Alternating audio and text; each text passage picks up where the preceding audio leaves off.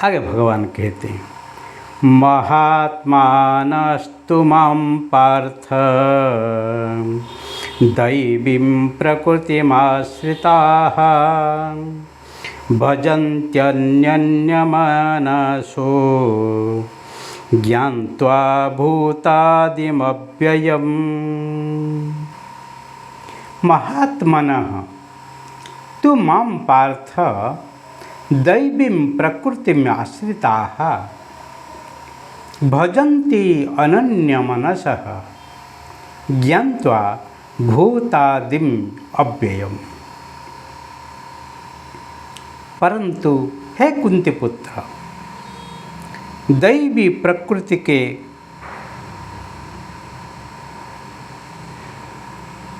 आश्रित हुए जो महात्मा जन है वो तो मेरे को सब भूतों का सनातन कारण और नाशरहित अक्षर स्वरूप जानकर अनन्य मन से युक्त हुए निरंतर भजते हैं। यहाँ भगवान फिर जो परमात्मा को ही परम भक्ति से परम आराध्य रूप से देखने के लिए चाहते हैं, उनकी बात करते हैं। हे पार्थ, हे कुंती पुत्र, दैवी प्रकृति के आश्रित हुए जो महात्मा जन है,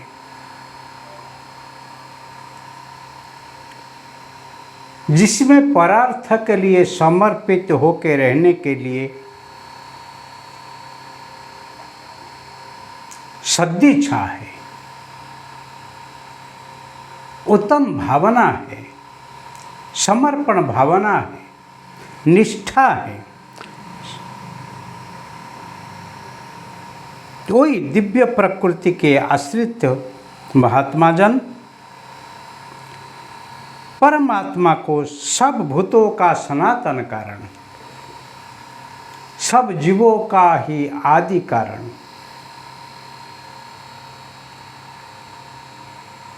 ही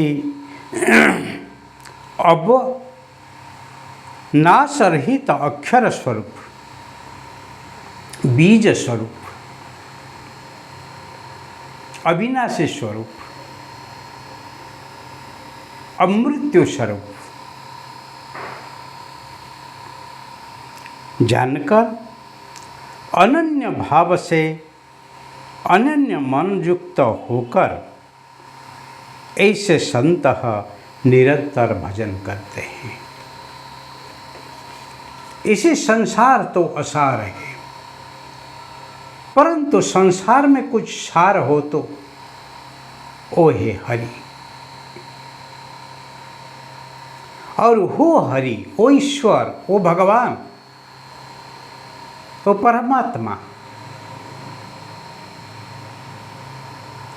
उनको ही पाने के लिए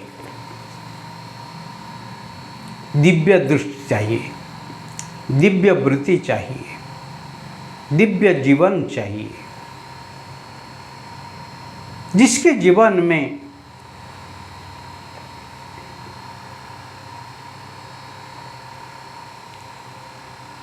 दिव्य जीवनचर्या नहीं है, सात्विक भोजन और आचरण नहीं है,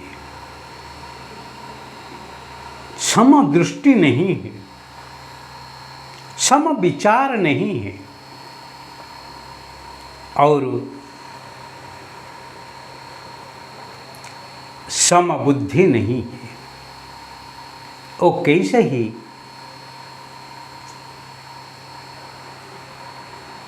परम तत्व को ही समझ सकेगा, क्योंकि समत्वम योग उच्यते। जीव को शिव बनाने के लिए, जीवात्मा को परमात्मा के लिए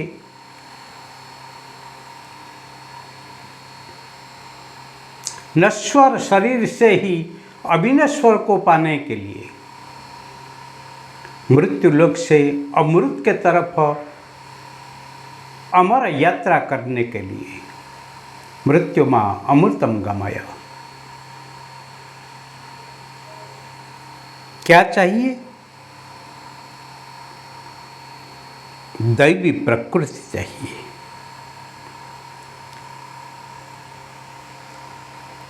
त्रिगुणात्मिका प्रकृति है। सत्व रज तम।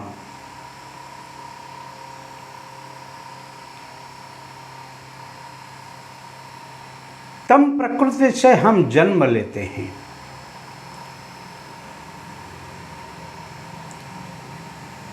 रज प्रकृति से हम कर्ममुखी होते हैं और सत्व प्रकृति से हम उत्तम विचार करते रहते हैं। और जिसका विचार उत्तम है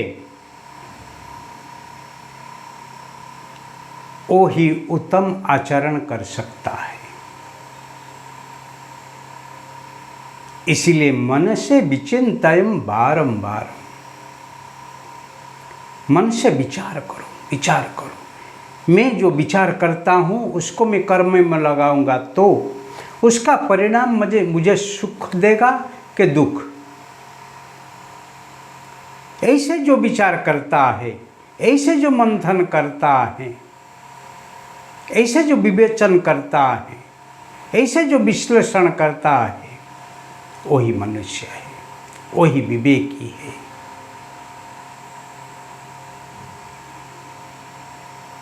वो ज्ञानी है, वो विज्ञानी है, वो स्वाभिमानी है। और ऐसे व्यक्ति ही महाजन है, ऐसे व्यक्ति ही महात्मा है। वो जीवात्मा नहीं है।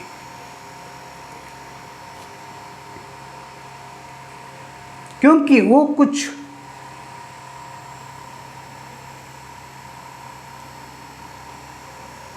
निष्कर्ष निकालने के लिए चाहते हैं, कोई निचोड़ निकालने के लिए चाहते हैं, कुछ क्लैरिटी लाने के लिए चाहते हैं।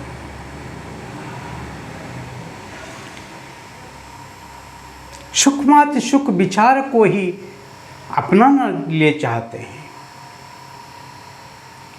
इसीलिए जीवन में एनालिसिस,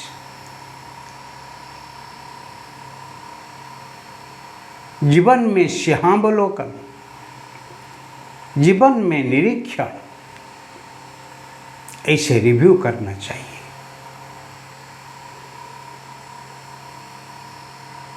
जो ही ऐसे निरीक्षण करते हैं उनके अंदर से ही दिव्य लक्षण ही प्रकट होते हैं।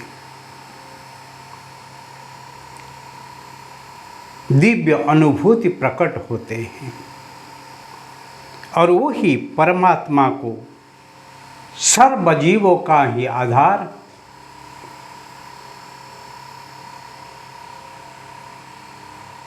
वो ही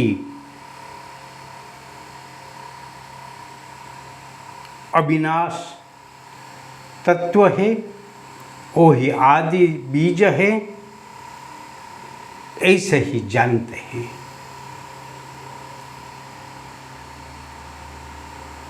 ऊपर ऊपर से कोई भी वस्तु देखो, उसके बारे में आप कुछ नहीं जान पाओगे। उसको जानने के लिए आप अंदर ही डूबना ही पड़ेगा, उसको विश्लेषण ही करना पड़ेगा, उसको डाइसेक्ट करना ही पड़ेगा। खिन भिन करके उसको ही आप देखोगे तो फिर उसी से आप कोई अंतिम निष्कर्ष में आप पहुंच सकते हैं। वो ही ज्ञान है। और वो ज्ञान को पाने के लिए, और वो ज्ञान को पाने के बाद मन से एक अहेतुक भावना, अहेतुक भक्ति अहैतुक श्रद्धा ही उत्पन्न होती है और तभी संत लोग ही अपने जीवन को भजन में निरंतर ही लगाए देते हैं, ध्यान में निरंतर लगाए देते हैं। वही ही जीवन है, नहीं तो सब वृथा है।